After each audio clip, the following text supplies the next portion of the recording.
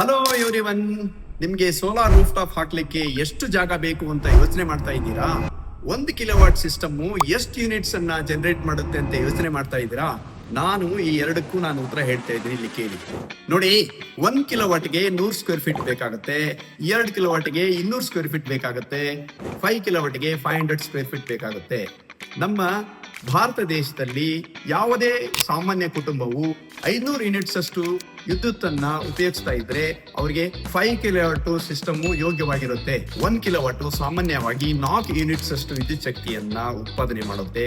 ಅದೇ ರೀತಿಯಾಗಿ 5 ಕಿಲೋವಾಟ್ ಪ್ರತಿ ದಿವಸ 20 ಯೂನಿಟ್ಸ್ ವಿದ್ಯುತ್ ಶಕ್ತಿಯನ್ನ ಉತ್ಪಾದನೆ ಮಾಡುತ್ತೆ. ಅಂದರೆ ಪ್ರತಿ ತಿಂಗಳಿಗೆ 5 ಕಿಲೋವಾಟ್ ಸಿಸ್ಟಮ್ ಬಂದು 600 ಯೂನಿಟ್ಸ್ ಅಷ್ಟು ವಿದ್ಯುತ್ ಶಕ್ತಿಯನ್ನ ಉತ್ಪಾದನೆ ಮಾಡುತ್ತೆ.